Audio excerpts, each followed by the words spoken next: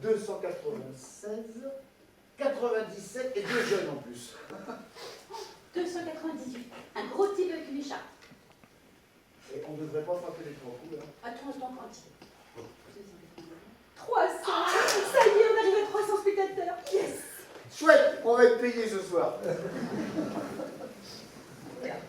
Ça y est, la caissière vient de fermer les portes. Oh non. Quelle heure as-tu 9h10.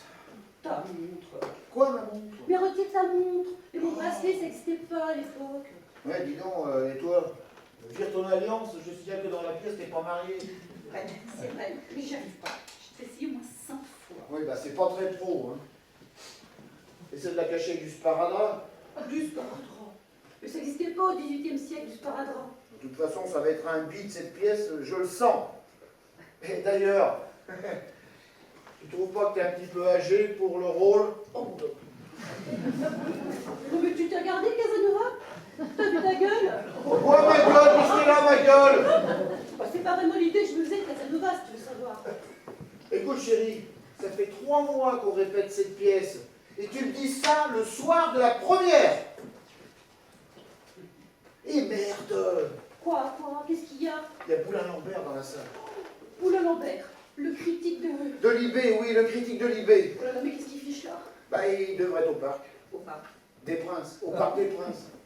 C'est un supporter du PSG. Et ce soir, il y a PSG-OM. Oh là là!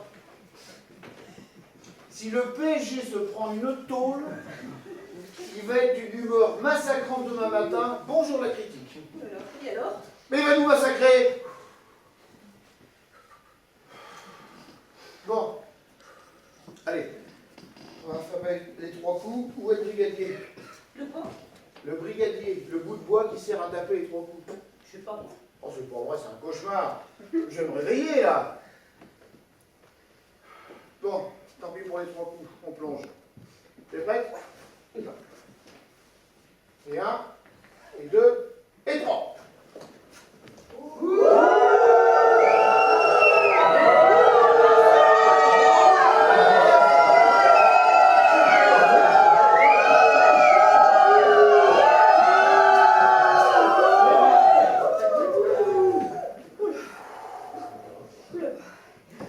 Tu vois qu'ils sont partis là? En tout cas, on les entend plus. Gros succès, hein? Ah, pas vraiment, non? Oh bah je comprends pas. Et puis t'as vu, ils ont passé toute la soirée comme ça, l'œil sur l'oreille.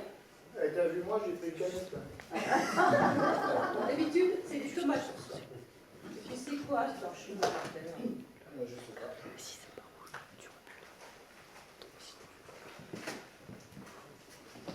Ah bah c'est l'équipe.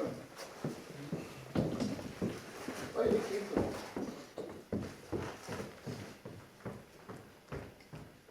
Ce soir, match PSG-OM à huis clos. Huis clos, Jean-Paul Sartre. Match à huis clos. Ça veut dire sans spectateurs. Ah ça y est, j'ai compris. J'ai compris. Ce soir, on a eu les ultras du Coq de Boulogne qui, faute de stade, se sont rabattus sur notre théâtre. Et ils ont écouté le match sur Europe. Et alors? À tous les coups, c'est Marseille qui a gagné.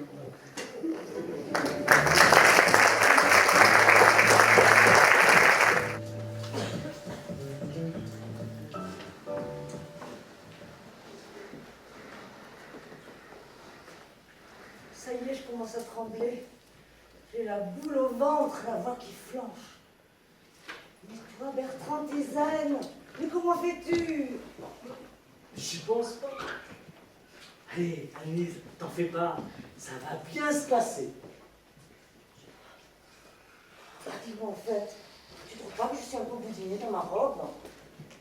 T'as la ligne. Enfin, une façon de parler. Quoi, t'as dit quoi, toi? Ferme-la, je répète. Comment? Ferme-la toi-même. Je révise, alors tout te plaît si ce n'est pas trop demandé.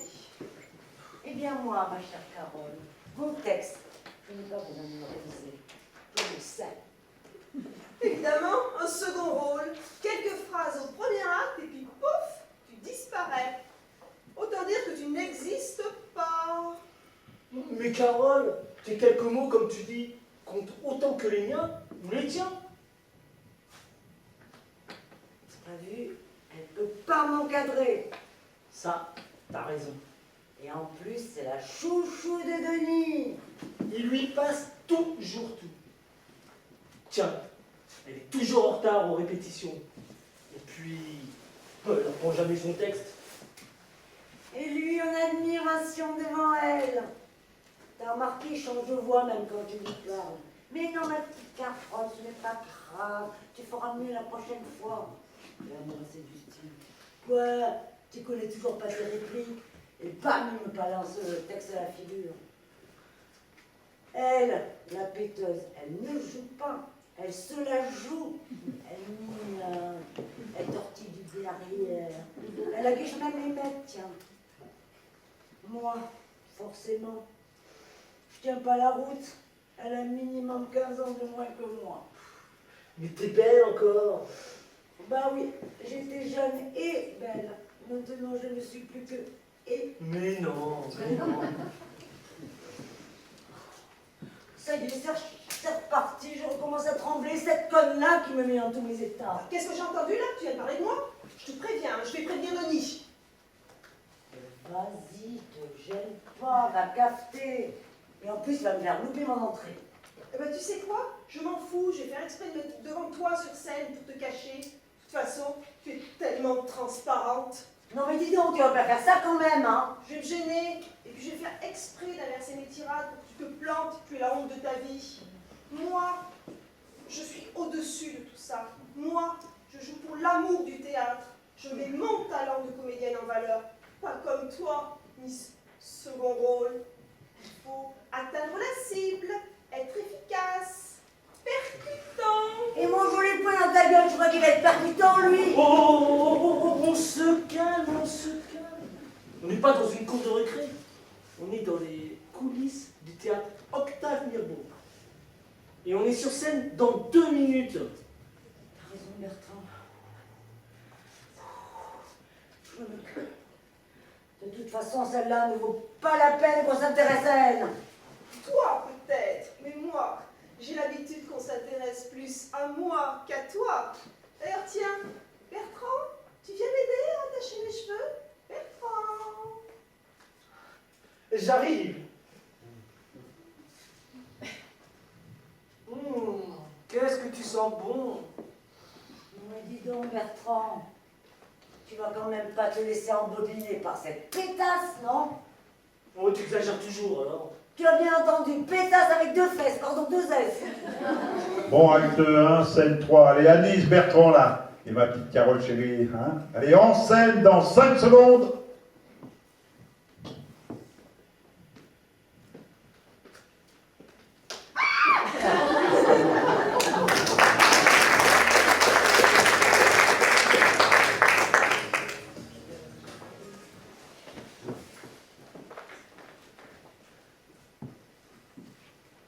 Je croyais qu'il en était du vin comme des femmes. Une femme n'est-elle pas aussi un vase précieux, scellé comme ce flacon de cristal?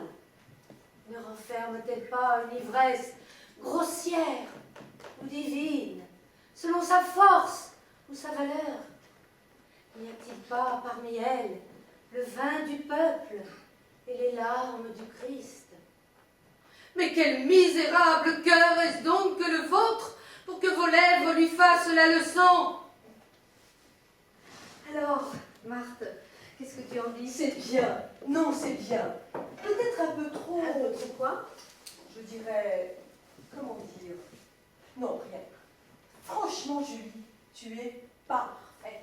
Et lui, qu'est-ce qu'il a dit? Merci, on vous écrira. Et alors? Bah alors, j'attends sa lettre. Depuis 7 ans. Tous les matins, je surveille le facteur. Tu sais, avec la poste, on n'est jamais sûr de rien. Oui, mais 7 ans, Marthe. Je veux bien que le courrier soit là, mais enfin, quand même. Une carte postale, adressée par un soldat de la guerre de 14, a mis 70 ans pour arriver à son destinataire. Ah bah merci, tu me remontes bien le moral. Non. Placeuse. Je vais finir placeuse dans ce théâtre. Moi qui étais faite pour ce métier, qui, toutes les nuits, rêvait de planches. Une vraie vocation, quoi. Et ben avec moi, c'est Sarah Bernard qui s'assassine. Ça viendra peut-être un jour, qui sait. Regarde Alissa Pritch.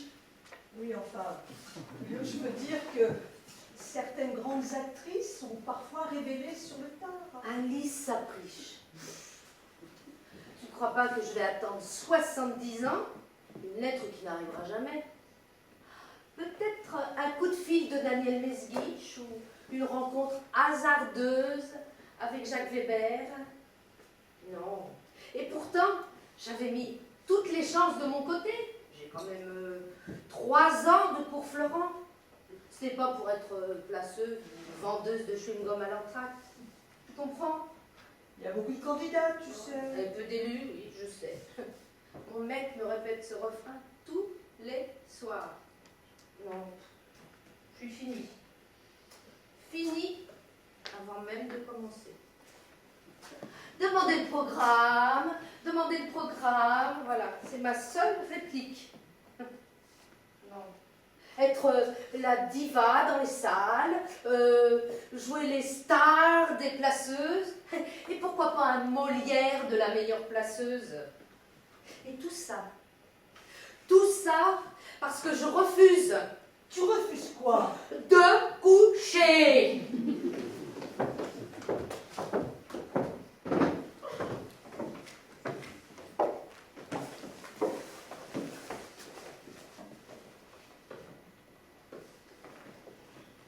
Moi, je l'aime bien, ce métier de placeuse, tu sais. Bonjour, monsieur Lara. Tu leur souris gentiment. Puis-je vous proposer un programme? C'est 3 €. Je leur souhaite une bonne soirée, un bon spectacle. Ils sont heureux. Lorsque la placeuse les accueille agréablement, leur soirée est déjà réussie. Même si le spectacle est un navet, ils seront heureux grâce à toi. Ils diront à leurs collègues de bureau le lendemain: la soirée était vraiment réussie. La placeuse était tellement charmante et avait vraiment du talent. Et puis au fil des pièces, les spectateurs te reconnaissent. Vous allez bien, mademoiselle là? Un jour, l'un d'entre eux m'avait offert un énorme bouquet de roses. Celle qui jouait le rôle de la première. Il était tellement déçu par son jeu qu'il me l'a offert à la sortie. Un autre, un jour, m'a donné 100 € de pourboire et m'a dit à la sortie d'un ton très gentil: bravo, mademoiselle, vous avez été excellente. J'ai dormi tout l'acte 1, et à l'acte 2, je n'ai cessé de vous regarder. Tu vois, pour rien au monde, je ne céderai ma place. Bravo, mademoiselle, bravo. Oh, pardon, monsieur. Non, ne vous excusez pas. Je ne voulais pas vous interrompre pendant votre monologue. Vous savez, vous m'avez touché. Vous êtes parfaite, mademoiselle, parfaite. Vous vous appelez? Mademoiselle Marthe, je suis placeuse dans ce théâtre. Eh bien, Marthe, est-ce que cela vous dirait de monter sur les planches? Mais je ne sais si je saurais. Je suis metteur en scène et je m'y connais. Vous avez du talent, Marthe. Un vrai talent naturel. Tiens, on peut se tutoyer maintenant que l'on va travailler ensemble. Je te propose un grand rôle dans ma prochaine pièce. Guichet fermé. Ça tombe bien, tu pourras tout m'expliquer de ton métier. Enfin, je veux dire, de ton ex-métier. Mais je ne sais Ta. Allons dans mon bureau, nous allons rédiger le contrat.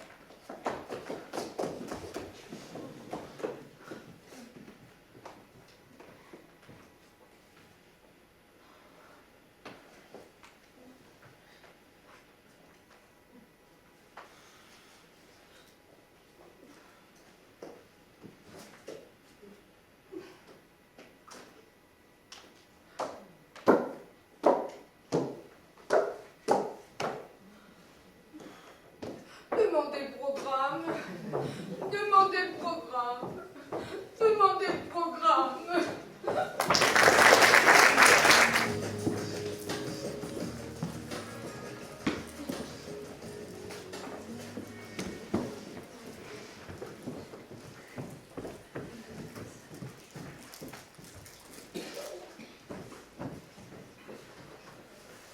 Bien.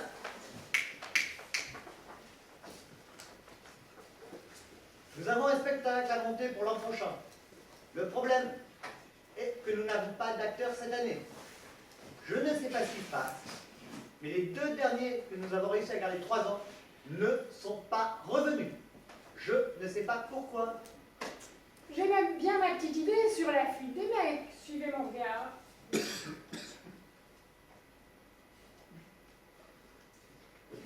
De quoi? Je n'y suis pour rien. Bon, les histoires de fesses ne nous intéressent pas. Avez-vous une idée de spectacle? Chez Molière, il y a l'école des femmes et les femmes savantes. Ah, mais le problème, c'est qu'on ne peut pas faire les deux. Et pourquoi qu'est-ce qui nous empêche d'en jouer qu'une? Parce que les femmes savantes, c'est la suite de l'autre. Comment ça? Et oui, si les femmes sont savantes, c'est parce qu'elles ont été à l'école. Les femmes. Le problème, c'est qu'il y a aussi des hommes dans ces pièces. Alors, il va falloir qu'on se travestisse. Claudia, avec ta voix, on se prend pour un mec au téléphone. Tu feras l'homme. Et ça, j'en fais donc la science. Ah non mais le problème c'est que chez Molière, il y a aussi des paysans. Limite demeurés. Ben, il n'y a que demander au frère d'Aliénor. Pourquoi mon frère, il a jamais fait de théâtre? T'as vu sa tranche? Vieux garçon à 40 ans. Il sera parfait dans le rôle de paysan de Norel. Oui, bon. Sinon, on peut faire des sketchs. Du moment que je ne fais pas un rôle de prostituée. Oh bien, Claudia, la dernière fois, t'étais si bien en prostituée, on aurait dit que t'avais fait ça toute ta vie. Elle était tellement naturelle qu'un spectateur lui a demandé ses tarifs à la sortie. Tiens, en parlant de ça, il m'en est arrivé une bonne la dernière fois. Je vais faire les courses. Parmi les courses, il y avait un paquet de préservatifs. Arrivé à la caisse, le prix était pas bon. Cette caissière, cette abrutie là, s'est trompée de bouton et tout d'un coup, dans le supermarché, on a entendu « C'est combien le prix des préservatifs goût à la fraise ?» Ah, ça me fait penser, j'ai acheté le livre de la caissière qui raconte ses journées. C'est plein d'anecdotes de femmes faisant leurs courses. Et voilà une bonne idée. Bah, moi je vais faire la mamie qui tremble, tu vois. Bonjour madame la caissière. Et bam, le dentier qui tombe sur le tapis roulant. Et moi, je vais faire la bourgeoise. Bonjour, jeune fille. Seriez-vous assez aimable pour vider mon caddie? Et moi, je vais faire la blonde.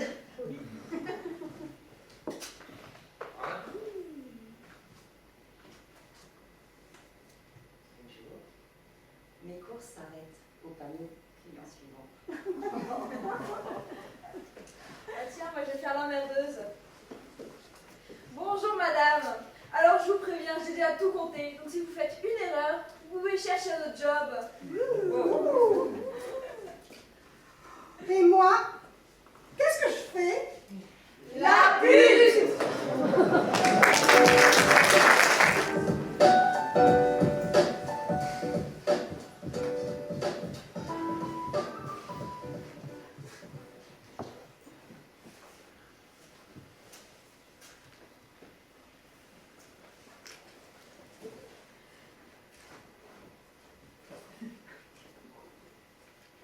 P comme public.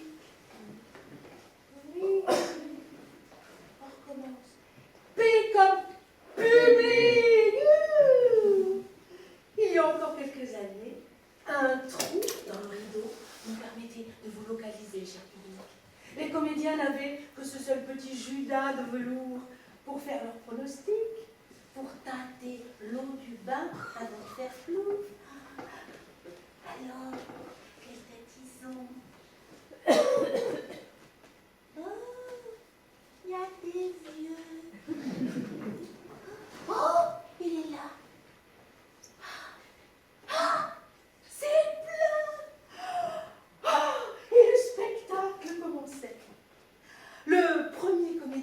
sortait de scène, nous faisait son bulletin météo public. Celui-ci étant souvent étroitement lié à l'idée qu'il se faisait de sa prestation. Maintenant, les technologies modernes nous permettent de savoir avec une grande précision qui vous êtes. Car tous les soirs, cher public, vous êtes notés.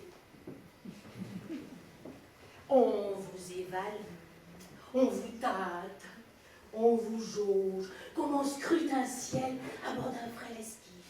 Le théâtre est truffé d'une myriade de petits capteurs, comme des détecteurs de présence vous montrant réactifs ou absents, à l'écoute ou distraits.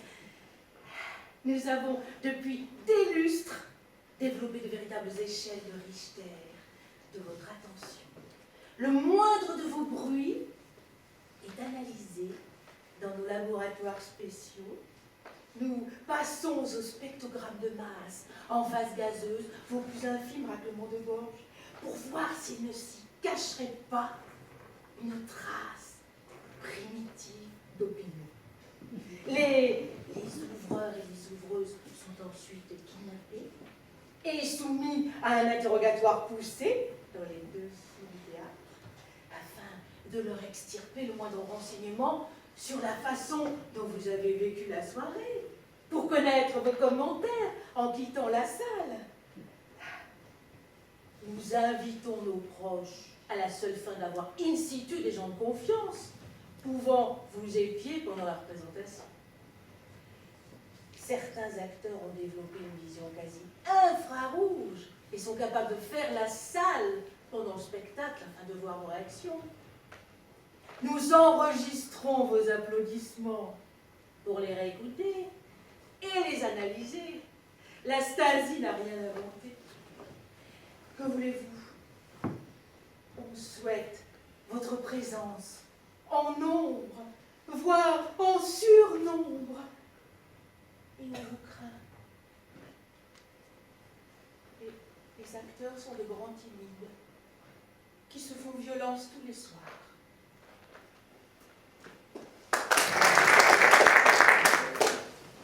Non, il ne faut pas. Sur scène, il ne faut pas.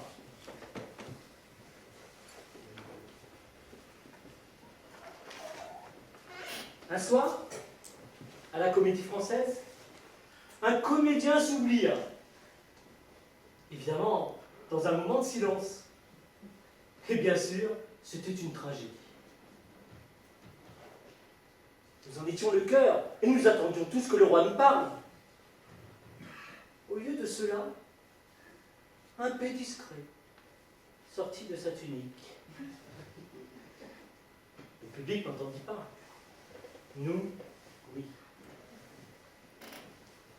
L'acte n'était pas encore fini, et la suite du spectacle ressembla à une partie de « Si tu me regardes, je meurs », où chaque acteur déployait des ruses infinies pour ne pas croiser les yeux glissés de l'autre.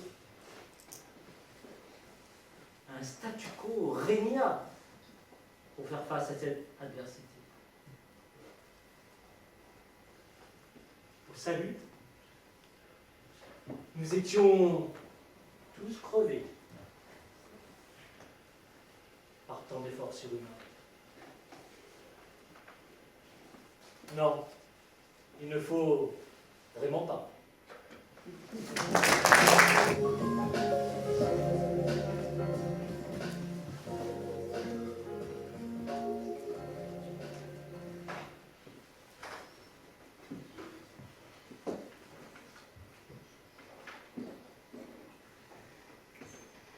Dis donc, vu la pièce, c'est pas si mal, mais il y a des longueurs.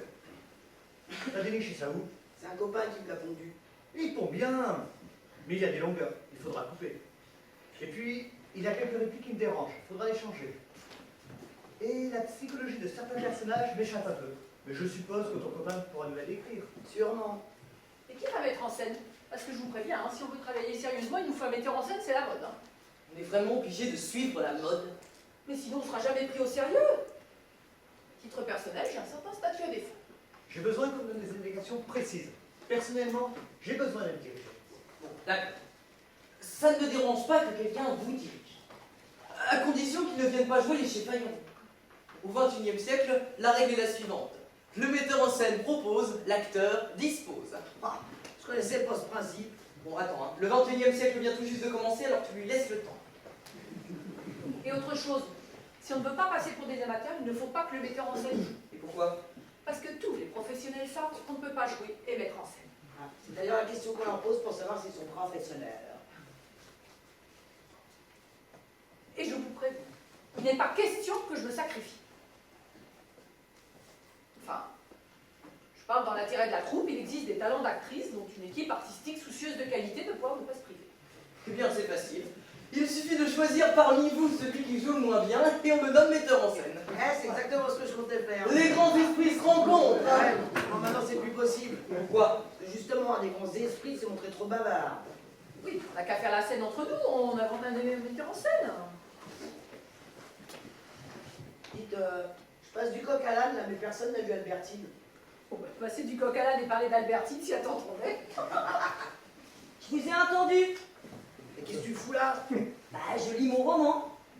Heureusement que je l'ai d'ailleurs, parce que si vous pensez que c'est agréable d'entendre vos âneries depuis tout à l'heure. Elle va toujours aussi mal, hein? Pourquoi montes-tu pas sur scène? Mais parce que je suis pas comédienne. Mais c'est pas une raison. Bah si, justement. Faut toujours qu'elle dise n'importe quoi, c'est bon. Allez, viens. Non, non, non. Si je monte sur scène, vous allez m'embrigader et tout comme comédienne. Non, non.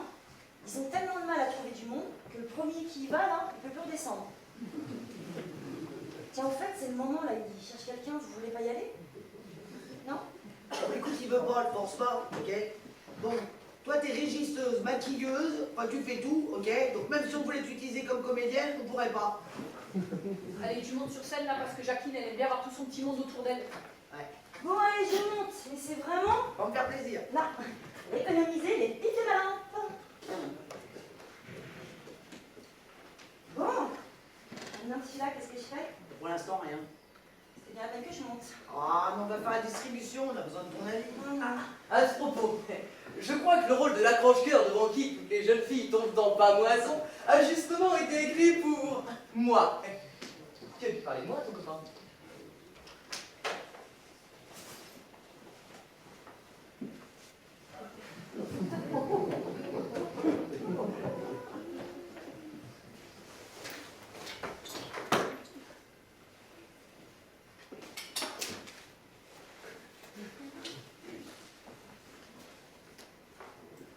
Madame,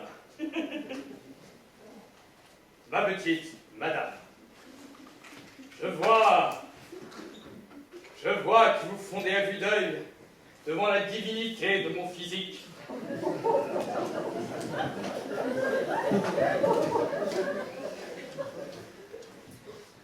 Madame, ma petite madame, vous le savez, je le sais. Je sais que vous le savez, et vous savez que je le sais. Alors, madame, ma petite madame, Craquez tout de suite et tombez dans mes bras. Ainsi, vous souffrirez moins.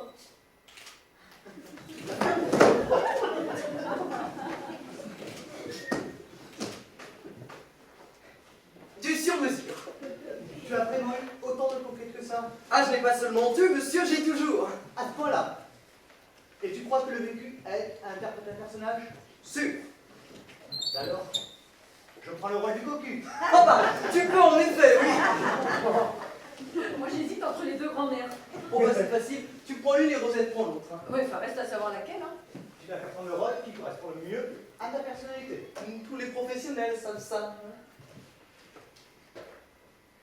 Qu'est-ce que tu fais? Je compte les répliques. Je prendrai le rôle qui en possède le plus. Mais attends, on t'a dit de faire par rapport à ta personnalité. Oui, tu vas tout de même pas nier que je suis plus bavarde que Rosette, hein. Tu as sûrement oublié qu'elle est moins de répliques que toi. C'est normal, je l'aménage, elle est plus toute jeune. Suffisamment pour être plus jeune que toi. À l'état civil, mais au théâtre, c'est l'âge artistique qui compte. Et artistiquement, elle est beaucoup plus vieille que moi. Ah, et ce sont les professionnels qui te l'ont dit, ça? Ben non, mais si tu l'étais, tu ne poserais pas la question. Au fait, artistiquement, qui va jouer la jeune Julie de 18 ans?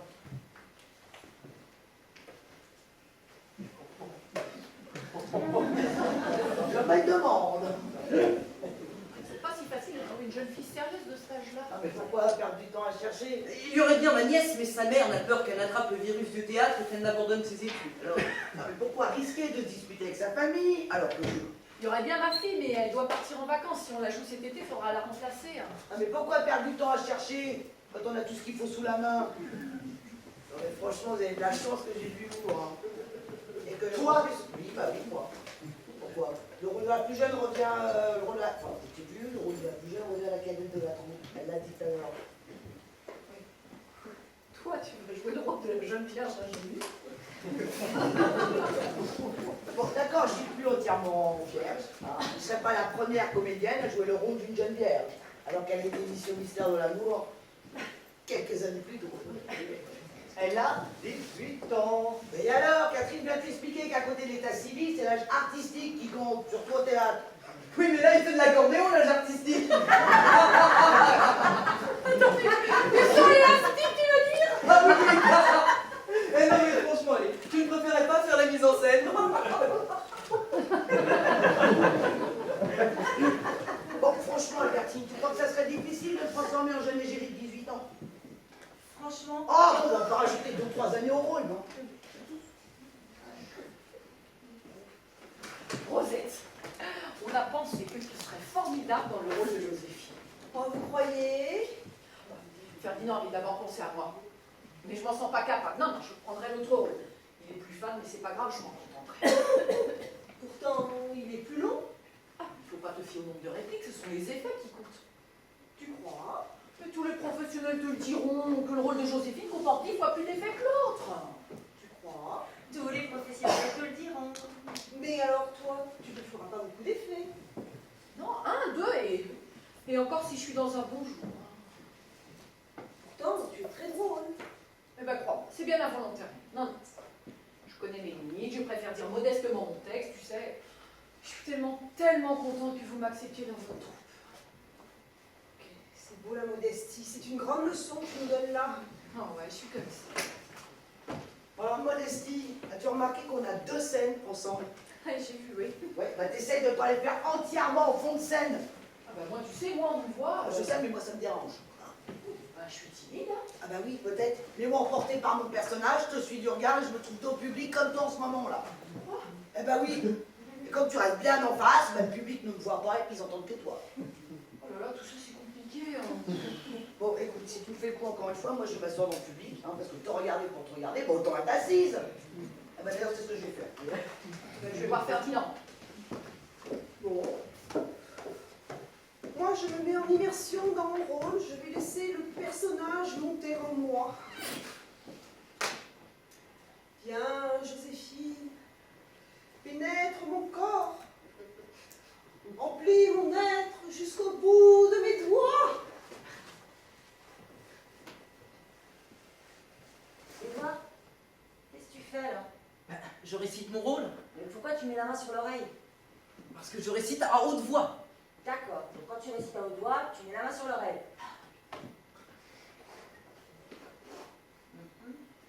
Bon, maintenant que le personnage est en moi, il va falloir que ces mots atteignent ma bouche. Jacqueline, je ne pourrai pas. Oh, tu pourras pas quoi? Articuler. Le personnage est bien en moi, il a bien atteint le bout de mes doigts, simplement, elle est muette. Les gens ne comprendront pas ce que je dis. Bon, attends, je t'ai dit. Tiens, demande-lui de dire 33. 33. Eh ben voilà, si on comprend 33, on comprend tout. Tu crois? Bien sûr. Et si on monte sur scène, hein, c'est que les miracles existent. Hein. Désolé, je ne pourrais pas jouer. Je vous disais, je n'y arriverai jamais. Comment ça, tu arriveras pas jamais? Je n'arriverai jamais à mémoriser tout ça, même en coupant. Il y a trop de répliques. Désolé, ma vieille. Comment tu m'appelles, hein? J'ai plus de mémoire, tu comprends? Plus de mémoire. On peut peut-être t'aider. Ça va. Edouard a passé la soirée garde à expliquer ces trucs. J'ai dû dire, je n'ai plus de problème, sinon on y passait la nuit. Mais ils sont peut-être utiles, ces trucs. Pour ma première réplique, il m'a expliqué que je devais me dire que c'était moi qui parlais, afin de retenir le premier mot, je.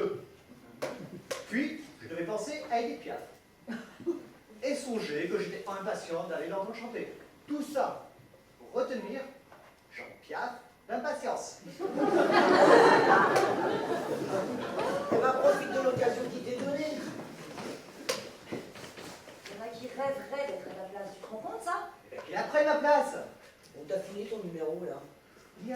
numéro. Avec l'âge, je deviens amnésique. T'auras une tête d'amnésique. Bon, je vais t'aider. Ça, c'est quoi? Hein? Je te montre ce que c'est. Une veste. Ça? Une chaussure. Ok. Et ça? Une table. Et ça? Un verre. Beaucoup plus dur. Et ça? Poitrine. Qui est? Puis attention à l'amnésique parce que si tu manques de diplomatie, t'as une baffe. Ben! Comment je peux entendre? Ben! Pas mal pour un amnésique. C'est pas pareil. Bah si, c'est pareil. Pour ton petit cerveau, retenir Rodrigue a du cœur ou Jacqueline a une belle poitrine, c'est la même chose. Sauf que Rodrigue, on en était moins sûr. Qu'est-ce qu'on fait? On joue. On joue. On joue. Joue, si on joue, je descends. Hein. Mais d'ailleurs, on a joué. On a joué. C'est vrai ça, on a joué. On a joué? Ah non, mais il fallait me le dire, j'ai oublié d'avoir le trac. Et vous avez compris tout ce que je disais. Et vous avez vu? Je n'ai pas eu de trou. Et j'ai eu le rôle. Je t'avais dit que si je montais, je jouais. Bon, bah, puisqu'on a joué, on peut saluer. Hein.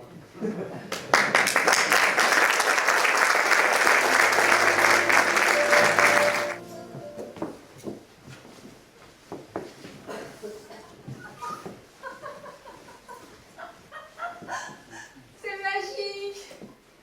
Il n'y a rien. C'est mal éclairé. Il n'y a pas d'écran. C'est magique. Ta présence. Tu étais là, Depuis longtemps. caché dans le noir. Pourquoi caché? Je ne t'ai pas vu.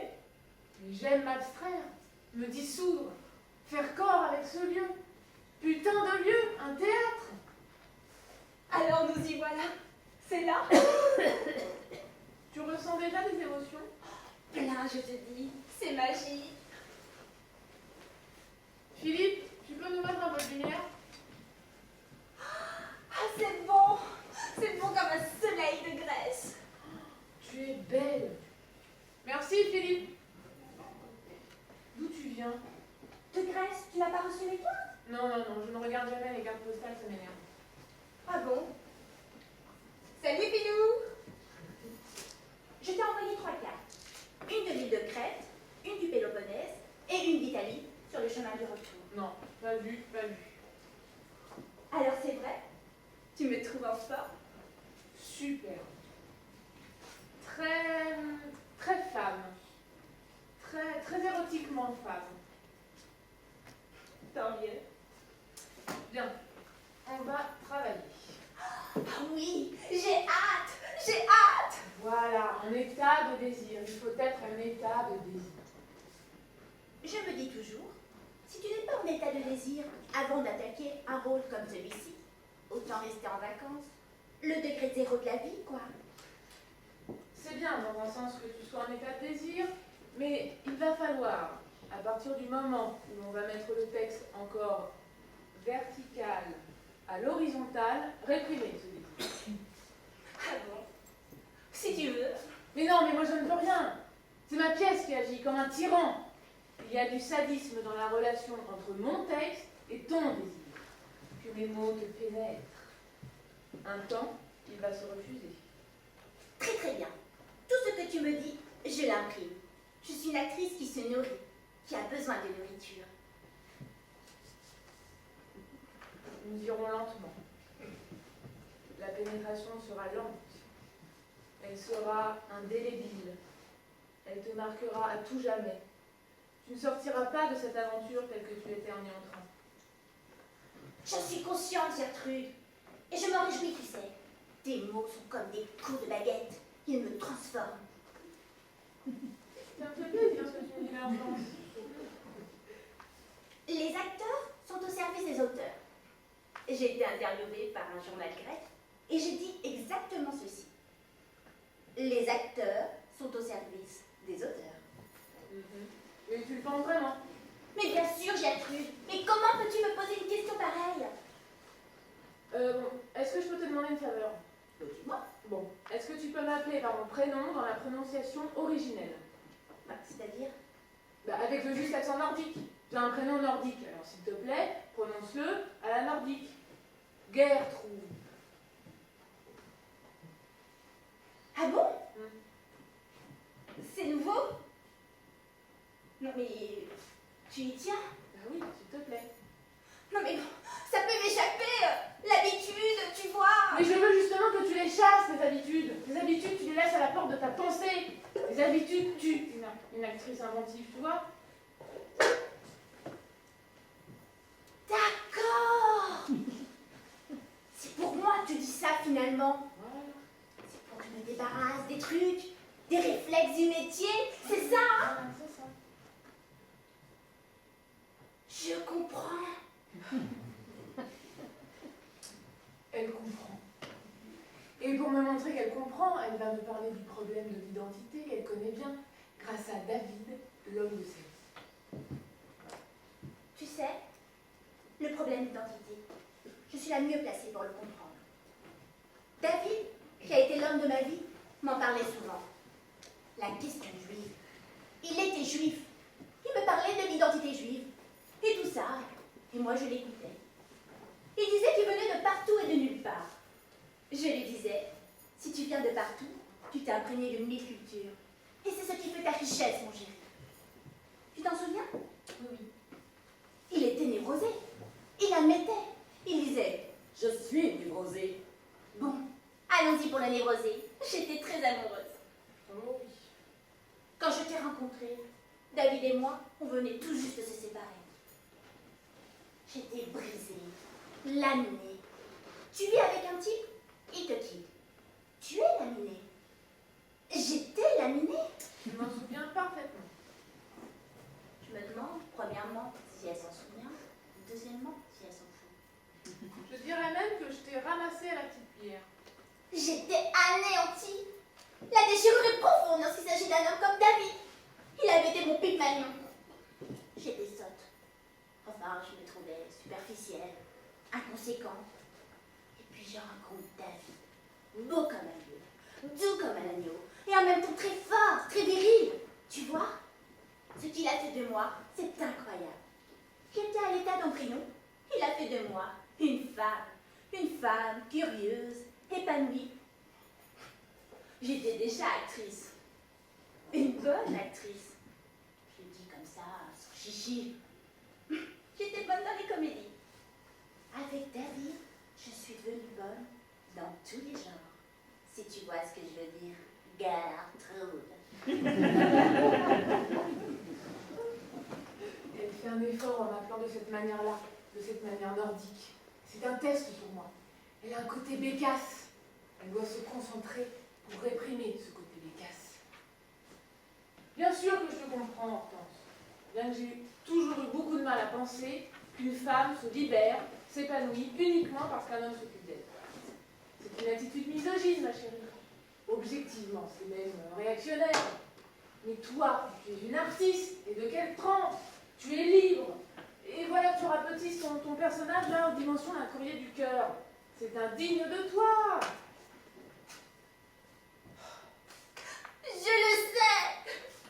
On me l'a assez dit. Combien d'amis me le disaient? Il te bouffe. Il étouffe ta personnalité. Il éteint ta flamme. C'était tout le contraire. Comment des amis, même les plus intimes, peuvent-ils dire des choses pareilles? Ils n'étaient pas dans les ressorts de mon matelas. Je te choque. Elle est d'une vulgarité. Tu dois me trouver vulgaire. Non, pas du tout. Il y a chez toi un mélange chimique incontournable. Tu as des expressions populaires. C'est d'ailleurs pour ça que tu as pu conquérir un large éventail de spectateurs, tu vois. C'est formidable. Tu comprends. Tu es une femme à qui on peut parler. Je sais. C'est parce que je connais ton œuvre. C'est très important. Dans la mesure où ton œuvre, c'est toi. Si je connais ton œuvre, je te connais toi. C'est bien vu. Oui, c'est très bien vu. Mais tu sais, dans les œuvres romanesques, la réalité s'avance souvent avec un masque. Celui de l'imaginaire, quelque part. J'ai horreur qu'elle dise quelque part. pas. Si, si. Tu avances, masqué, Voilà. quelque part. Et dans cette œuvre que j'ai lue et relue, avances-tu masqué? Je ne peux pas te dire. Ou plutôt, je ne veux pas te dire. Tout ton travail va consister à percer le matériau du non-dit. Tu dois y découvrir la blessure atroce de la réalité, de ma réalité. Ah, je vois.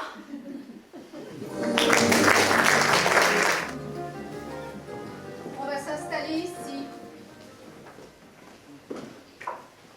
Ici, sur la scène? Bah oui. Oh, pourquoi sur la scène? Je vous explique.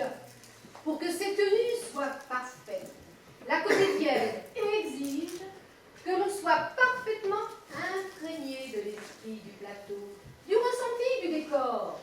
Vous saisissez? Le décor?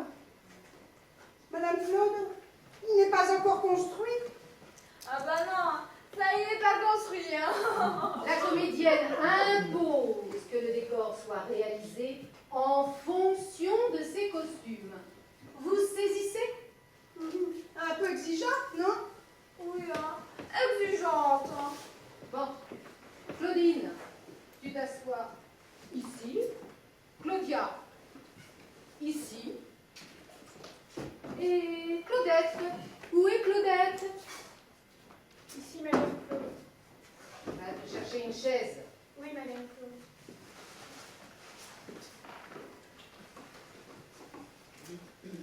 Bon, voyons où vous en êtes. La mienne est presque finite. Elle ne rentrera jamais là-dedans. C'est toi qui as pris ces mensurations? Bah non, celle qui me les a données. Son grand cul n'entrera pas. J'en suis sûre. Claudine, c'est elle qui t'a donné ces mesures? Mais oui. Et puis même que je les ai notées sur un papier. Tenez.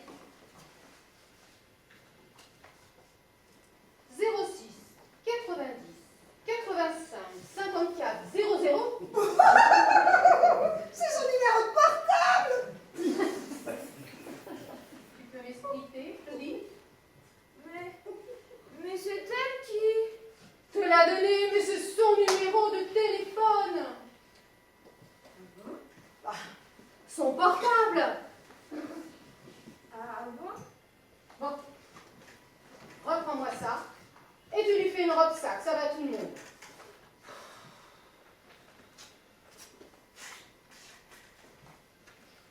Bon. Claudia, voyons le chapeau.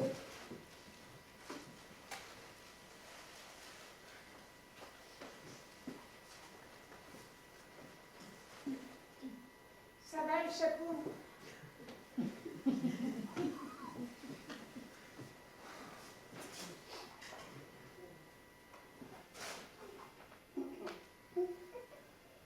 Tu en penses quoi, Claudette? Ridicule. Ça lui va parfaitement. Tu peux m'expliquer, Claudia? Oui, Madame Claude.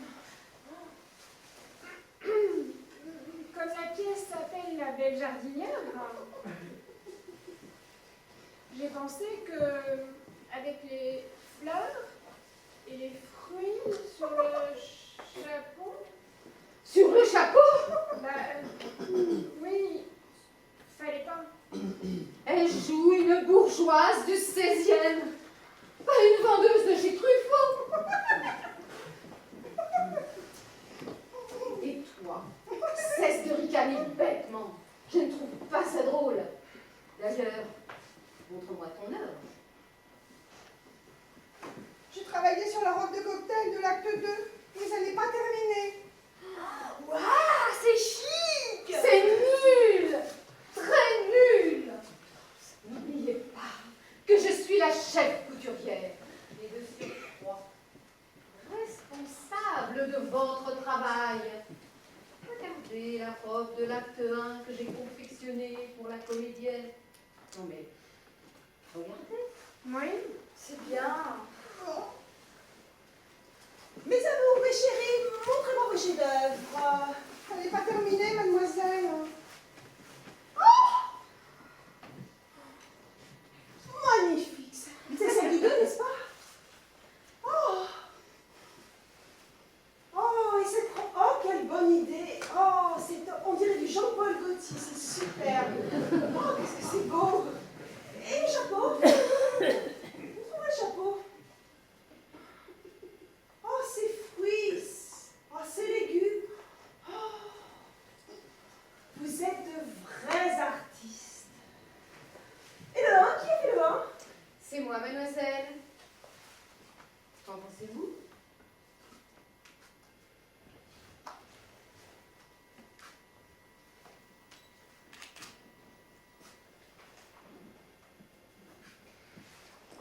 Trop classique. Vraiment trop classique. Ça,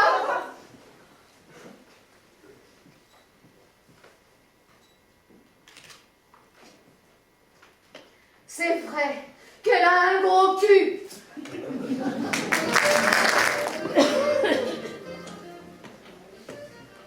Eh bien, moi, je n'ai pas aimé. Je trouvais ça vain. On a l'impression de revenir au théâtre identitaire des Svirguilerov. Et puis cette pauvre Ludmila Michael, elle n'a jamais été si mauvaise. Quant à Lucchini, transparent. J'aurais jamais dirigé comme ça, mais pas du tout, pas du tout. Bon, il faut que je te laisse, j'auditionne. Oui, on s'appelle, bien sûr. Au revoir, ma chérie. Quelle cruche. Bonjour, je suis Gérard Flatt. Alors, vous avez travaillé avec Peter Brook. Oh oui, oui, pendant... Je n'aime pas du tout. Bon. Et vous n'avez jamais travaillé de Molière. Ah si, si, il y a longtemps au cours... Au cours de quoi? Bah, au cours de théâtre. Oui. Bon. Vous avez appris les textes. Ah oui, oui, comme vous l'avez demandé, tout Don Juan par cœur. Bien. Eh bien, vous allez me dire les textes du maître de philosophie. Le maître de philosophie dans Don Juan. Mais non, voyons. Le bourgeois gentilhomme. Tenez. On est la scène 4.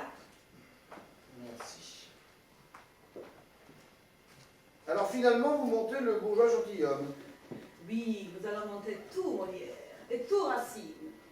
Pas pour le public, pour nous en atelier. Après 6 mois d'improvisation, 1 an de travail acharné sur les clowns, le but étant la création d'un Duras dans 2 ans. Et quelle pièce? Ah non, c'est pas une pièce, une lettre. Ah bon? Quelle lettre? Une lettre à sa femme de ménage. Ah, je ne l'ai pas lu. Oui, normal, inédit. Une liste des commissions. Très fort. Ah oui, sûrement. Oui. Écrasant, définitif. Et c'est pour jouer où? Un lieu sublime. À Montigny-le-Bretonneux. Au réfectoire de la maison des retraites. Il y a un banquet qui est donné pour les anciens. Et comment dire? C'est payé combien? Bien, les comédiens auront un pourcentage sur les entrées. Ah bon? Et aussi sur les desserts. Vous avez trouvé? Oui, oui, oui. Eh bien, nous allons faire une mise en espace. Je vous donne la réplique et vous vous entrerez par là. D'accord.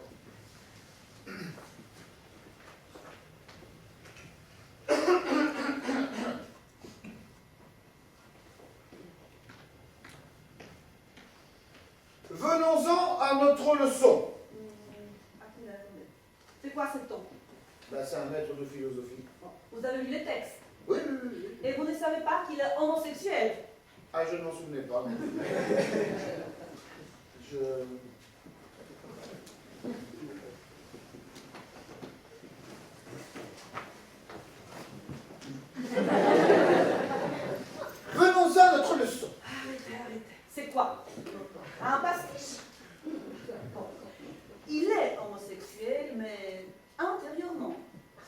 car extérieurement, c'est un macho cynique. Car son homosexualité latente est refoulée par une virilité extravertie. Ah, je comprends. Donc, venons-en à notre leçon. Prenez l'accent allemand.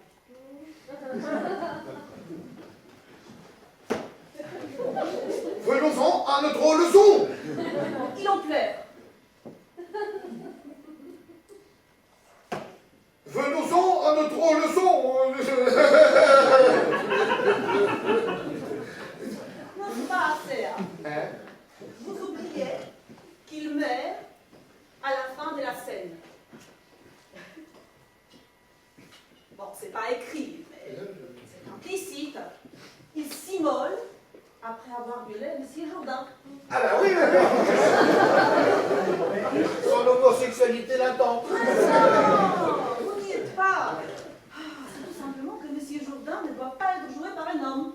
Une femme. Non, une chèvre. Une chèvre.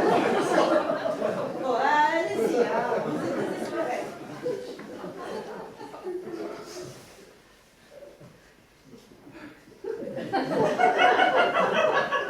Venons-en à notre leçon.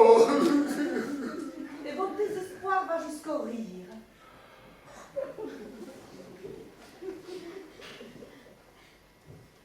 Venons-en à notre leçon.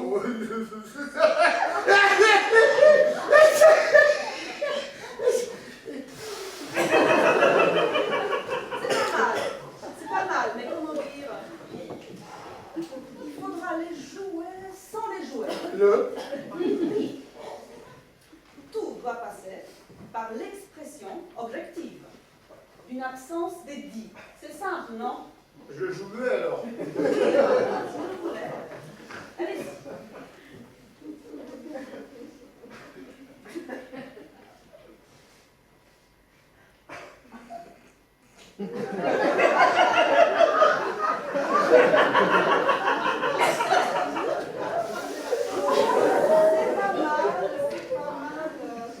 Pour une place en coulisses, ça pourrait être intéressant. En coulisses. Ah oui, j'ai besoin d'un comédien qui n'entre jamais sur scène, mais qui manifeste une grande présence en coulisses. Ah oui. Pire, on sait simplement qu'il souffle dans l'huile. Dans l'huile, bien sûr. Ah oui, une grande baignoire d'huile d'olive en coulisses. J'ai déjà des sponsors pour les masques et les palmes aussi. Mais vous m'avez dit c'est pour dans 2 ans. Ça tombe mal, dans 2 ans, j'ai un rendez-vous. Enfin, une tournée. Aux huiles Fidji. Aux huiles Fidji. Donc voilà, boulot, hein. Donc je vais pas vous déranger plus longtemps, hein. Et puis merde. De toute façon, il n'était pas le personnage. Trop petit pour les rôles.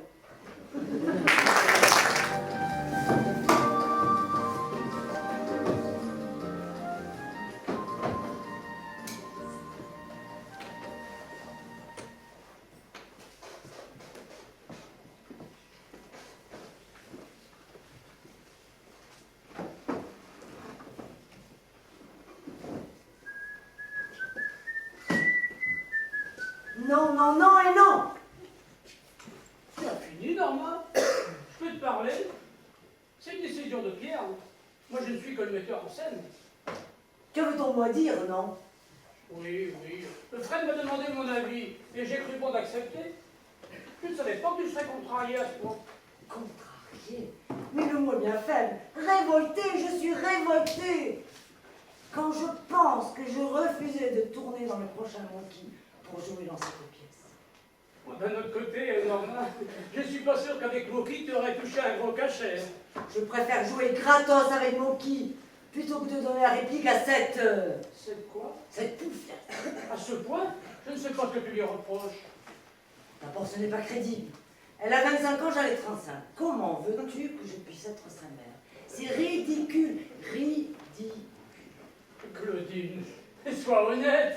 Ça fait 10 ans que tu as 35 ans. Ne m'appelle pas Claudine. C'est ton vrai prénom, non? Norma, je m'appelle Norma. Et j'ai 35 ans. Qu'est-ce qui vous fait rire, vous, là-bas? Moi aussi, je m'appelle Claudine. Tu vois, Luc, tu veux que je termine avec un seau et une serpillière à la main? Alors, on ne m'appelle plus Claudine. Bien, Claude. Pardon, Norma. Mais qu'est-ce que tu lui reproches à cette petite? D'abord, elle n'a aucun talent. Oh, ça c'est ton avis. Ensuite, on ne l'entend pas. Elle joue faux et elle n'a décroché ses rôles qu'avec ses fesses. Tu exagères. Avec ses fesses, je le maintiens. Écoute, Norma. Ne me touche Oh, très pas. Bien, très bien, je ne te touche pas, je ne te touche pas. Tu es mon sang, tu es ma chair. Je t'aime, ma chérie. Comment veux-tu que je lui dise ça alors que je la déteste? Mais c'est le rôle. Tu as du talent. Tu joueras à merveille, j'en suis sûr. Tu sais, le type qui joue Jacques l'Éventreur, mais il n'a jamais tué personne. Et en plus, elle a 52 répliques de plus que moi. Ne le nie pas, je les ai comptées. Non, il est hors de question que je joue avec cette fille. Oh, vous êtes là. Je vous cherchais tous les deux. Merci pour ce joli rôle. Je sais que tu as beaucoup insisté pour que je l'aie. Oh, ma chérie. Je suis tellement contente de jouer avec toi. Et ta fille en plus. Tu as tellement à m'apprendre et je t'admire tellement. Mais tu sais ce que j'ai dit à Pierre? Tu ne trouves pas que Norma est un peu jeune pour jouer ma mère? Tu sais ce qu'il m'a répondu? Claudine, mais elle a 48 ans! 48 ans! Tu imagines? Je t'en donnais à peine 40. Il va falloir qu'on vieillisse un peu. Et puis, tu as vu? J'ai 50 répliques de plus que toi. 52. Ça ne te dérange pas au moins? Mais non, voyons, c'est le rôle qui veut ça. On va former une super équipe, toutes les deux. Bon, je vais travailler mon texte. Ah, en fait, Claudine, ça ne te dérange pas que je t'appelle Claudine maintenant qu'on va jouer ensemble? Tu sais, Luc, Moki m'a proposé un grand rôle dans son prochain film. Il m'a dit, avec sa voix de titi parisien, je l'avais proposé à une vieille, mais cette conne a refusé. Alors, il a tout de suite pensé à moi. Il est chouette, non?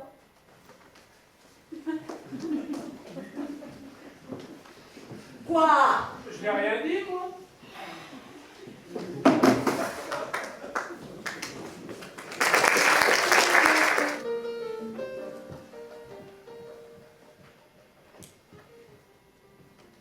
Oh, que vous êtes belle, mamie. Mamie? Mais je ne suis même pas mère.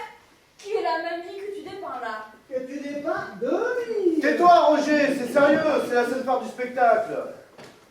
Et toi, Aimé, c'est pas ta grand-mère, c'est pas mamie, c'est mamie, ta moitié, quoi. T'es amoureux d'elle, et tu viens lui crier ton amour. Ok?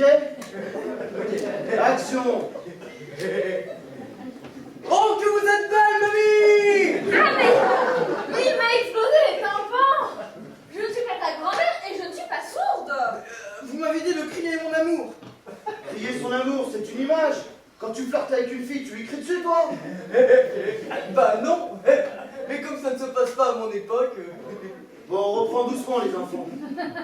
Petit indice, on ne crie jamais. Ok? Action. Oh, que vous êtes belle, ma... mi... Tais-toi, Roger. C'est bon, on continue. Action. Oh mon amour, je n'ai jamais autant oui de si belle manière. Ton oreille a pris son pied? Faites sortir Roger. On continue, c'est bien. Action. Oh, comme j'aimerais qu'après avoir tant oui, tu me dises oui. Oh mais mon amour, je suis fille basque et tu es un gars con. C'est bien. C'est dans le ton. Juste une petite précision, ma petite Désirée. C'était très bien. Tu es toute belle. Bah, elle peut pas être toute belle, t'es dans le... Faites sortir Roger, je ne le répéterai plus. Excuse-le, ma douce. Mais avec les petits bruits ambiants, j'ai cru entendre Gacon au lieu de Gascon, mais... Ah oui, oh, je me disais aussi. Allez, c'est bien, on continue. Action. Oh, mon amour, mais je suis fille basque et tu es un gascon intelligent. C'est bien, on continue. Oh, ce que tu m'as dit m'a durci le nez. Sortez-le ou je le massacre. Et toi, Aimé, c'est ma dulcinée. Oui, c'est ça, oui. La moitié. Celle que tu kiffes à donf, quoi. Je comprends. Ok, on reprend. On arrive bientôt à la fin. Je la sens bien, là. Et toi, ma petite Désirée, tu la sens bien? Ah, c'est un peu dur, moi, qu'elle la sent bien.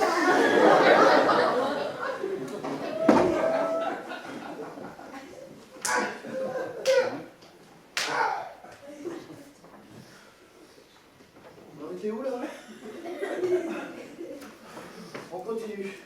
Action. Oui, je la sens bien. Pourquoi tu me dis ça?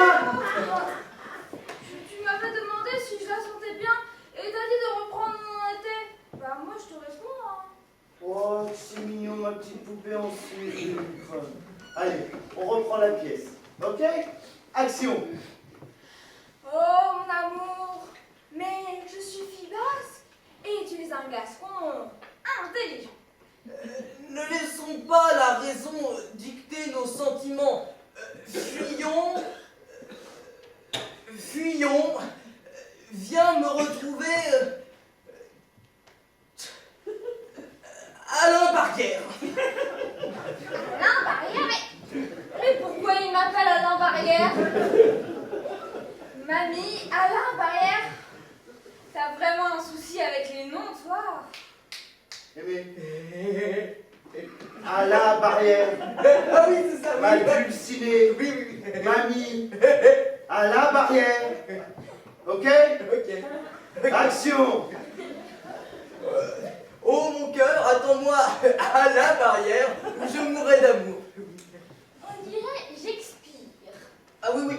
Ah mais on peut dire mourir aussi, hein, chef. Hein. Oui, bien sûr.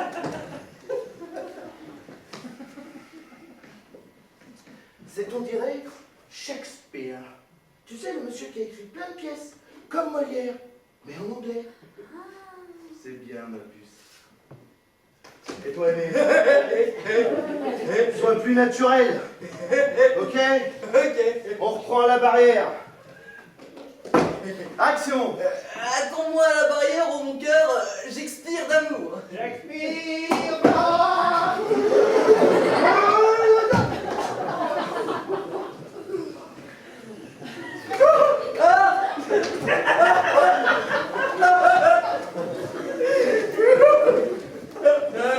C'est pas grave. Aimé, on dit je meurs d'amour. Ok? Action. Attends-moi à la barrière, oh mon cœur, je meurs d'amour.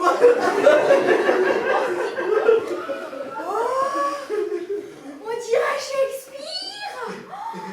Oh, tu sais, le monsieur qui a écrit plein de pièces. Oh, comme Molière, mais en anglais. Oh, tes mots me touchent, comme j'aimerais que tes mains les suivent. Oh, sois patient, mon amour. Je suis là à la barrière où madame de compagnie t'y attendra. Je t'y rejoins très vite. Je t'attendrai pour la sauter. La barrière, bien sûr.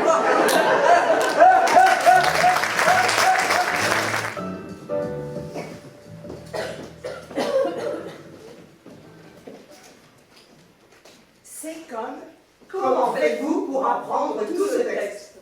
Quel acteur n'a pas eu à répondre au moins 372 fois à la question comment apprendre tout ce texte? Scientifiquement, La réponse n'est pas simple, et je vous conseille la lecture de quelques ouvrages précis sur les mystères de la mémoire humaine.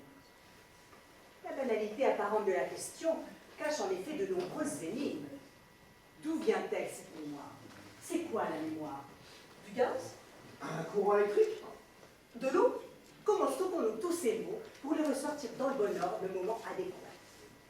Qu'est-ce qui fait qu'un mot récalcitrant vous donne des sueurs froides dans l'obscurité des coulisses, et bien se ranger sagement auprès de ses camarades en pleine lumière alors que vous ne pensez plus? D'ailleurs, une des réponses est peut-être comprise dans la question. En effet, la peur agit souvent comme un caillot de sang ou de graisse dans nos veines. Elle empêche la mémoire de circuler librement. Il m'est arrivé de chercher avec les dents un mot dans les coulisses sans le trouver, de laisser tomber, de me dire qu'il reviendrait bien le moment venu. Et en effet, de constater la présence, le moment arrivé. Mais ceci n'est possible que si vous lâchez prise, réellement. Car si vous continuez d'y penser alors que vous faites croire aux autres que vous êtes Hamlet, la mémoire risque de ne pas être au rendez-vous. Comment se fait-il que cette mémoire fasse parfois brutalement défaut et creuse une sorte de trou, laissant le comédien hagard? Pourquoi nous souvenons-nous d'un texte, même après 6 mois d'interruption, dès lors que nous savons que le spectacle sera repris, alors qu'il s'efface en général assez vite de notre mémoire après l'ultime représentation? Cette question récurrente à propos de notre mémoire est aussi le signe terrible que pour la plupart des gens, l'apprentissage d'un texte par cœur est une corvée prenant sa source fétide sur les bancs d'école où apprendre était un calvaire. Apprendre voulait dire notes, contrôle, classement, interrogation écrite ou orale, copie de blague en carreau, anticelle dans la trousse, et ainsi de suite. Pour nous, c'est une nécessité, c'est un choix. Nous sommes même pressés d'apprendre pour pouvoir parler librement. Et oui, un paradoxe, un plus. Nous sommes pressés d'apprendre pour pouvoir parler librement. Il y a des défaillances de mémoire qui en disent long. Je me souviens de Martine Chevalier, immense comédienne du français, qui jouait admirablement bien Madame Sarti dans La vie de Galilée, la dame de compagnie du savant. Et un jour, au lieu de dire « Monsieur Galilée, vous n'allez tout de même pas reprendre vos expériences le jour de l'Immaculée Conception », sa mémoire de militante lui fit dire « Monsieur Galilée, vous n'allez tout de même pas reprendre vos expériences le jour de la fête de l'humanité ». Antoine Vitesse, aujourd'hui disparu, aurait certainement apprécié ce lapsus de Martine Chevalier. Je vais tout de même tenter de répondre concrètement à cette fameuse question.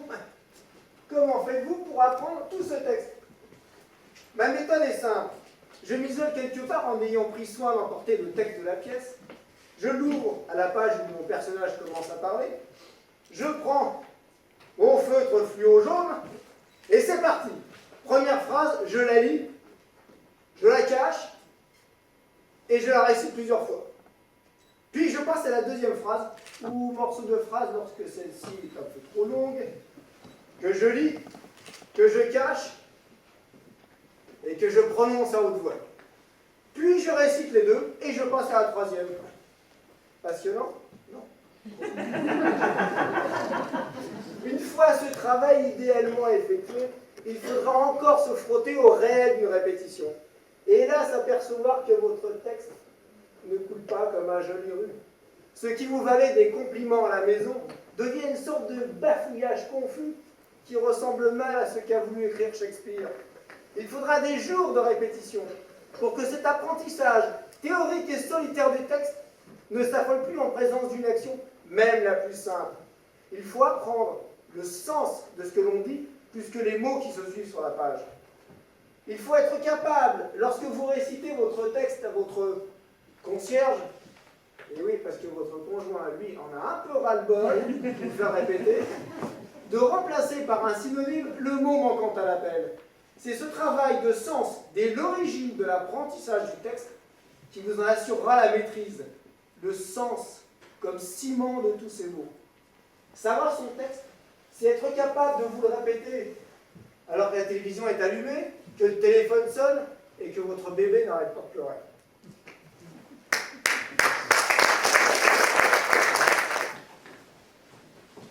Allez, allez, en place là pour la répétition. Oh Dieu! Salope! Vieille vache! Je te crache dessus! Quand? Oh, tu veux ma main dans ta vieille gueule de pute? C'est pauvre là! Vieille pétasse! Pauvre impuissant! Poufiasse! Lopette! Oh, ça suffit, hein! Va te faire machiner! Tiens! Attention, attention, il y a autre chose, mon chou. Va te faire machiner. Le texte, le texte, le texte. Va te faire machiner. Mais il y a autre chose. Attends, voyons. Tu t'as ça, ça. Va te faire machiner, sale con. J'avais oublié. Eh oui, mais attention au texte, mes enfants.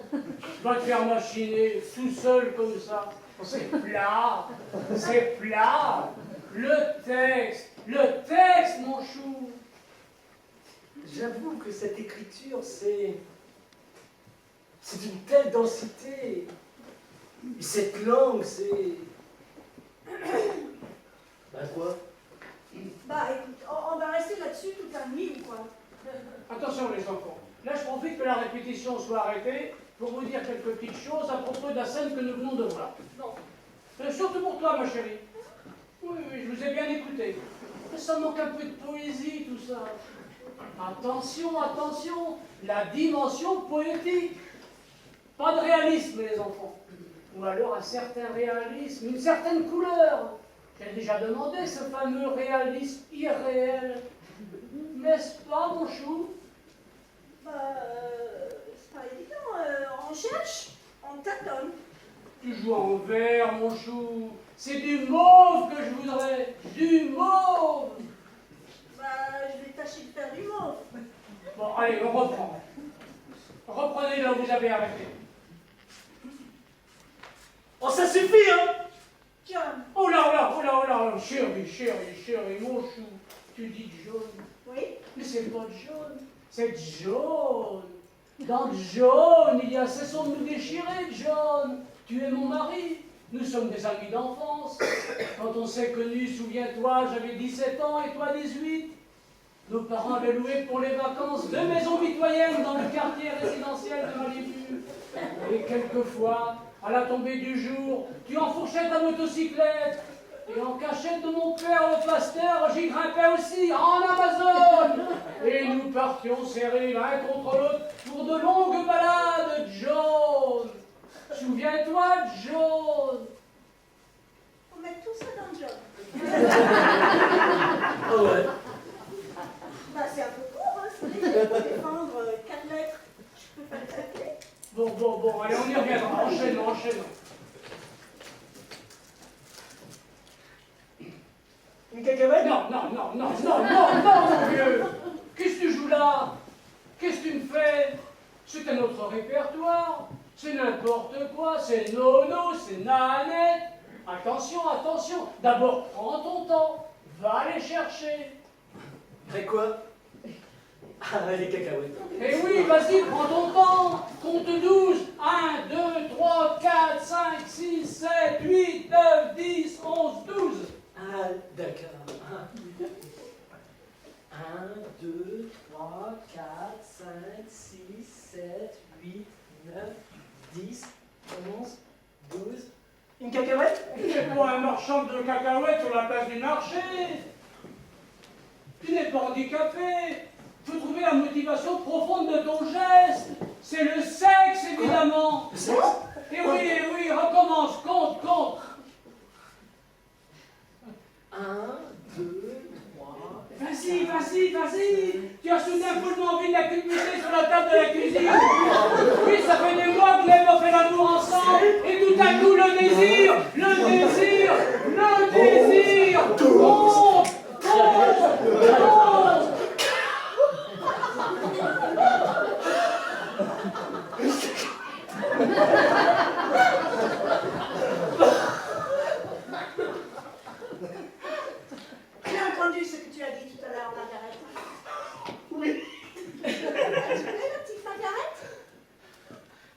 Ah ben, elle est rigolote, hein. Bah, oublie cette fille, John, hein. Je t'en supplie, ne tourne plus autour de Margaret. Je t'en supplie, je t'en ai marre, John. Oh là là, oh là, oh là, oh là, chérie, mon chou. Oui. Attention, tu m'as fait un petit contresens là, mon chou. Mais c'est pas la scène, c'est pas ça. Tu ne fais pas une scène de jalousie avec John. C'est ton mari, mais ça fait longtemps que c'est mort entre vous deux. Tu comprends? Ok. Tu ne ressens plus rien pour lui. Non. Ok.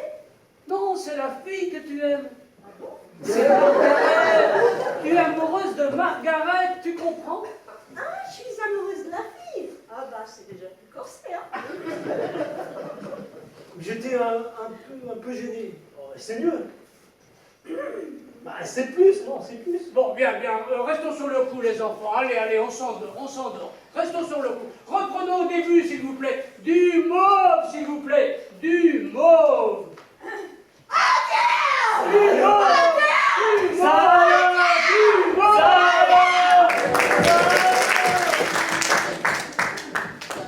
Moi, de mauvaise foi. Mais la mauvaise foi est totalement absente chez les acteurs. Car ils arrivent toujours à l'heure.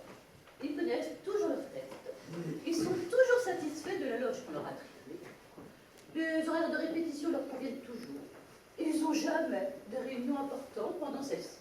Non, les acteurs sont toujours très en forme au travail. Car ils prévoient toujours de se coucher tôt en vue de la répétition du lendemain. Oui. Non, les acteurs essaient de bien comprendre ce que leur demande le metteur en scène. Et ils s'échinent à faire rapidement et brillamment. Les acteurs sont toujours très satisfaits de l'adaptation qu'a choisi le metteur en scène. Ils ne vont jamais voir à dire si c'est mieux. Non. Les acteurs sont artistes de soi. Et ils en sont contents dès le premier essayage. Les acteurs écoutent toujours les notes du metteur en scène. Et ils en prennent toujours un, sans jamais, non, jamais faire de commentaires. Alors, dans ces conditions, pourquoi chercherait-il des excuses? Ferait-il preuve de mauvaise foi?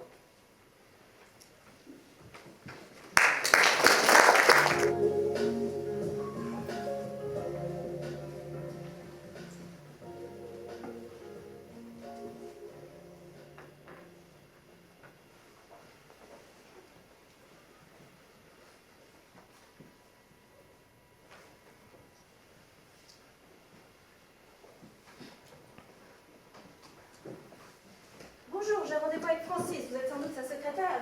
Ah, je ne suis pas... Remarquez, je suis un peu en retard. Le métro, vous savez ce que c'est, on ne fait pas toujours ce que l'on veut. C'est ici que tu as joué? Jouer? Ah, je ne sais pas. Tiens, il est où? Quoi? Le souffleur, vous qui êtes la secrétaire. Je ne suis pas... S'il n'y a pas de souffleur, je refuse le rôle. Je ne vais pas risquer un trou de texte à cause d'un trou de souffleur ou encore. C'est quand même ma réputation qui est en jeu.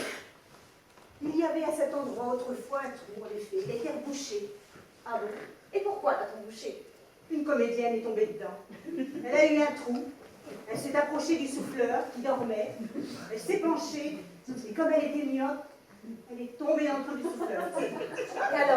Et alors? Rire général dans le public, 3 côtes cassées quand même, rideau. On a dû rembourser tous les spectateurs. Et la commission de sécurité a décidé de reboucher le trou du souffleur. Les souffleurs? Ah, il souffle en coulisses. De quel côté? Du côté court. Je ne le vois pas. RTT. Comment? Je vous dis qu'il est en RTT, il a pris sa journée, quoi. Il ne manque pas d'air, ce souffleur. Il s'est bien soufflé, au moins? Ah oui, il souffle comme ça. Et le texte? Il souffle le texte? Non, il ne souffle pas le texte, il souffle du vent, si vous préférez. Il remplace la machine à vent qui est en panne. Et il travaille? Ah, il travaille beaucoup. Il a fait son trou. Il souffle du vent dans les branches de sassafras, la tempête de Shakespeare, autant n'emporte le vent, l'anniversaire. Mais il n'y a pas de vent dans l'anniversaire. Il souffle les bougies du gâteau, car la comédienne qui a le rôle est asthmatique. Enfin, qui souffle le texte au comédien? Le pompier de service? Ah non, il ne peut pas. Il remplace la machine à fumer. Qui, bien sûr, est également en panne. Oui. Enfin, vous qui êtes la secrétaire ne suis pas la secrétaire de Francis. Et alors, qui êtes-vous? Je suis comédien. Et qu'est-ce que vous faites là? Je cherche mon texte. Quel texte? Hier, nous jouions Iphigénie. J'étais Clytemnestre. Dans le 5, à la fin de la pièce, le trou, juste après la grande tirade d'Ulysse. Le trou noir, le gouffre immense. Je cherche dans ma mémoire, mais rien n'y fait. Au bout d'un quart d'heure, Ulysse est parti. Et moi, vous comprenez, pas de souffleur. Moi, je cherche mon texte depuis hier soir. Et le public? Le public est encore là. Il attend ma dernière réplique. Enfin, à quel prix? Oui, c'est ça, ma réplique.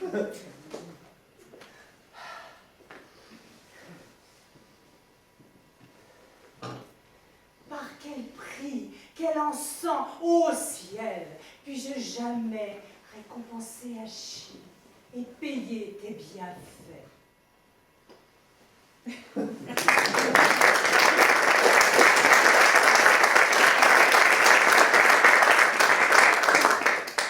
Francis? Francis? Et merde!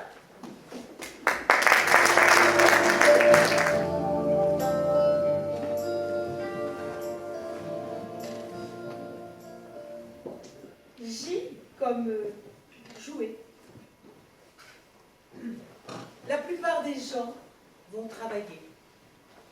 Les comédiens vont jouer. Qu'est-ce qu'elle fait, ta maman? Elle joue. Et toi, tu travailles bien à l'école? Encore un paradoxe du comédien. Nous jouons tous les soirs. C'est une chance, lorsque le métier nous sourit, de ne pas porter le fardeau d'un travail. Et cela change tout.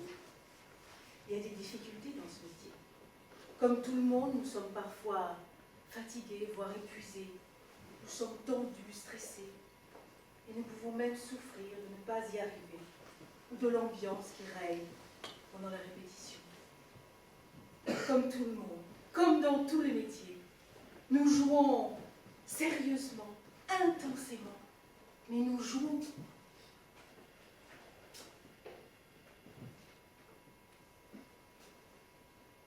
Dans un mois, dans un an, comment souffrirons-nous, Seigneur, que tant de mers nous séparent de vous, que le jour recommence et que le jour finisse, sans que jamais Titus puisse voir Bérénice, sans que de tout le jour je puisse voir.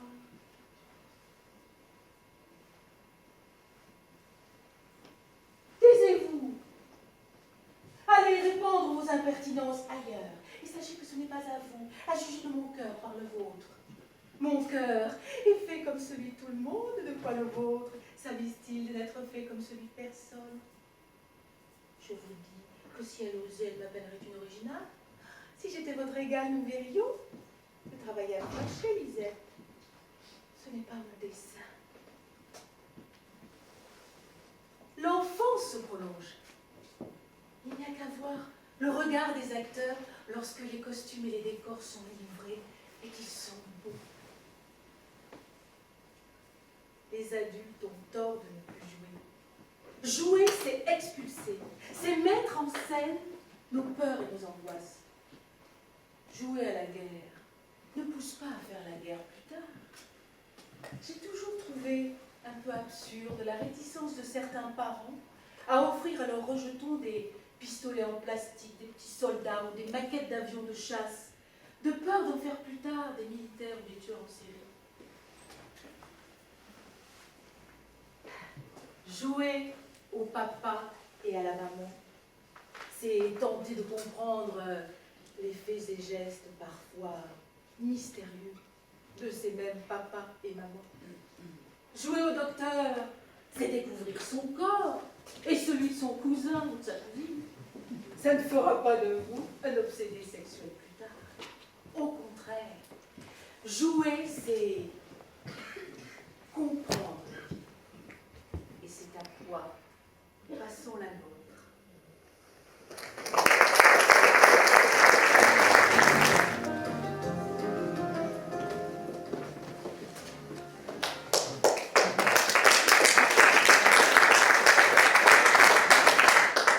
Il y avait Roger Hart.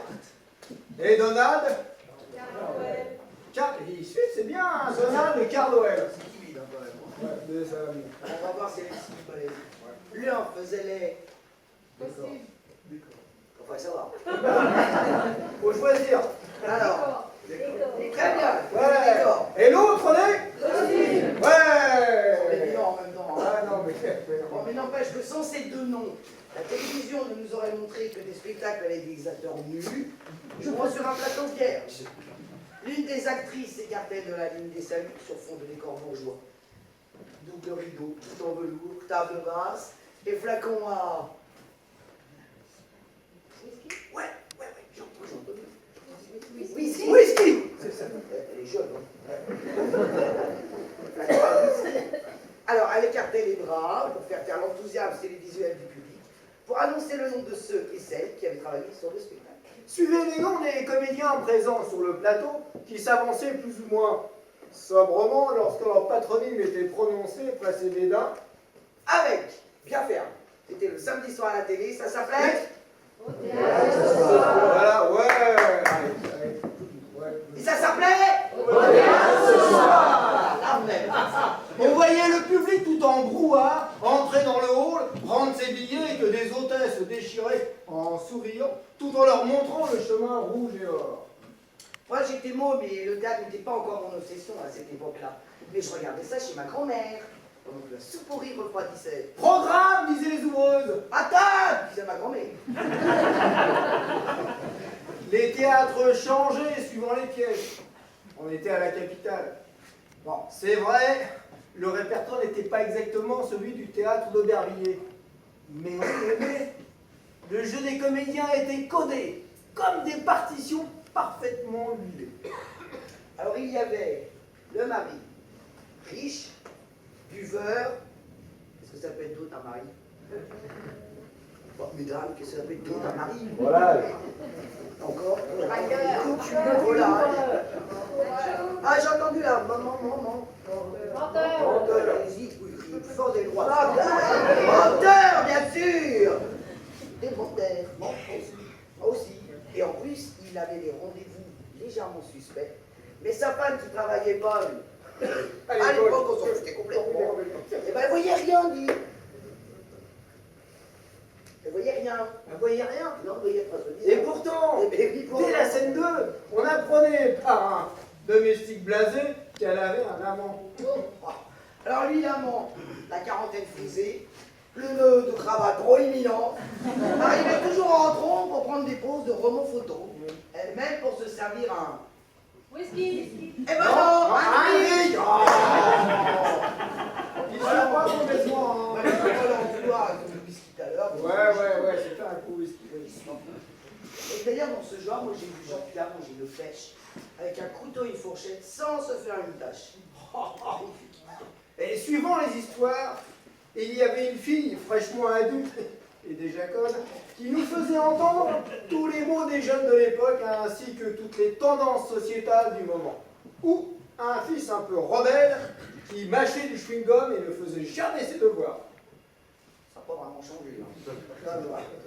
Bon, alors des fois, il y avait aussi des histoires un peu hasardeuses où on voyait un inspecteur de police.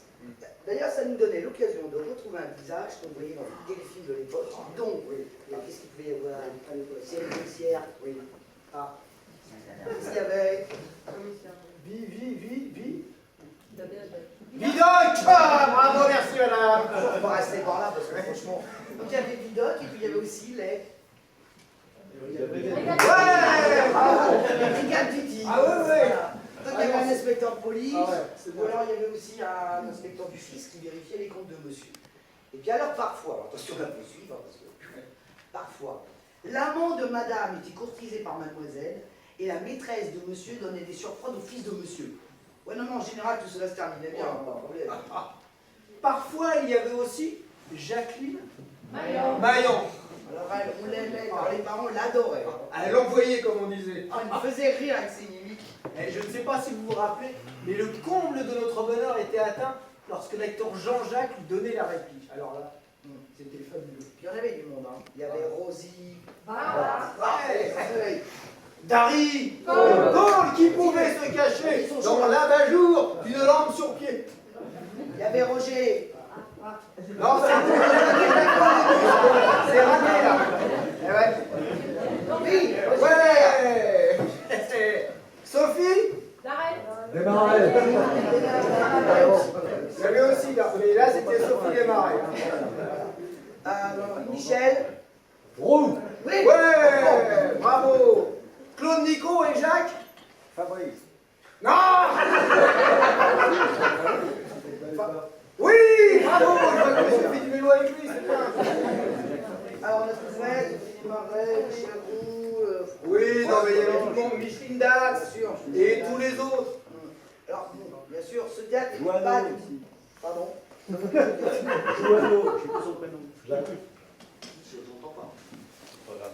Non, non, mais c'est Ah, non, c'est la lumière qu'on n'entend pas. Joanneau. Ah oui, mais oui. Merci. Merci.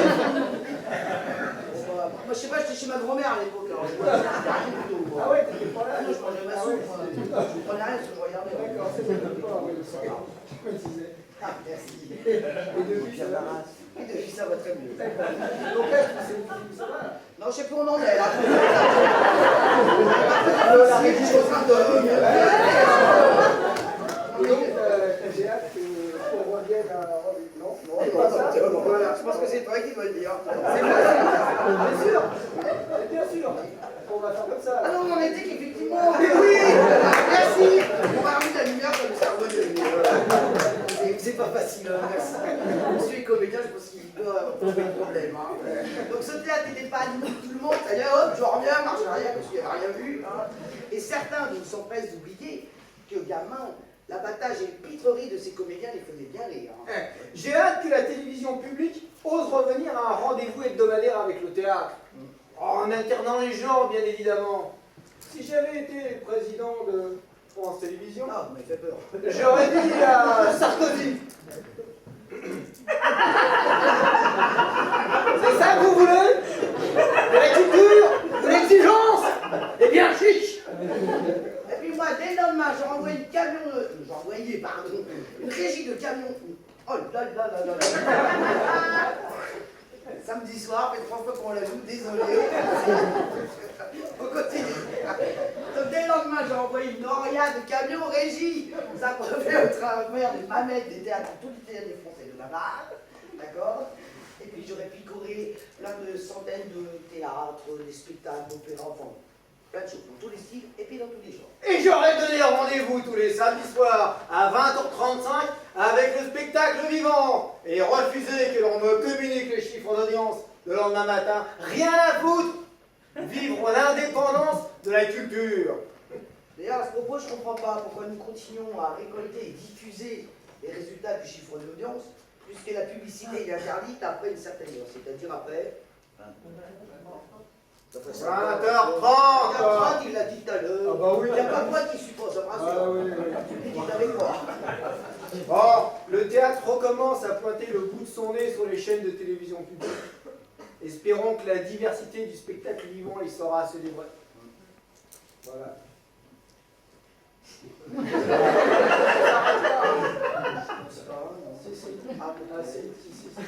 Il faut qu'on avance un peu. Avec, on est les derniers à passer, ça tombe. Donc, avec Gérard Fouché. Avec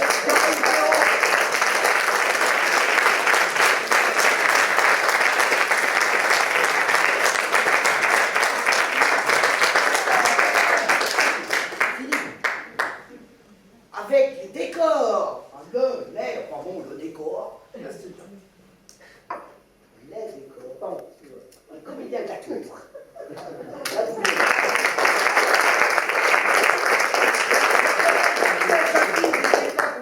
Très très loin. On va essayer dans le Nord. Mais non, c'est des Saint-Étienne. comment dire, les costumes? également Et des c'est un comédiens peu ça, plateaux. voilà.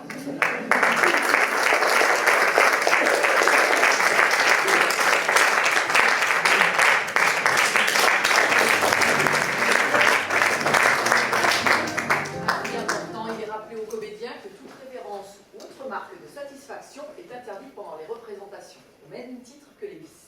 En cas d'applaudissement au cours de la représentation, même prolongée, le comédien gardera l'attitude ou la surprise de succès, réservant pour la fin de l'acte l'expression de sa gratitude. Alors, ce comportement n'est exigé donc ni pour les ballets, hein, ni pour les opérettes, et ni pour les chanteurs. Tenue digne et discrète de la part de chacun est la marque d'une grande troupe. Les saluts s'organisent toujours au dernier moment, par superstition sans doute. C'est chiant comme un plan de table. Et comme pour un plan de table, ça fait toujours des déçus. C'est un vrai casse-tête. Pour les premiers saluts, les rôles principaux, en général, se plaçaient au milieu du plateau, suivis des autres, là, selon leur tarpenton. Suivi des petits rôles en bout de ligne, qui font semblant de trouver ça normal d'être en bout de ligne. Pour les rappels suivants, quand il y en a, il est prévu plusieurs chorégraphies, plus ou moins assumées par les acteurs, histoire de varier l'ordre.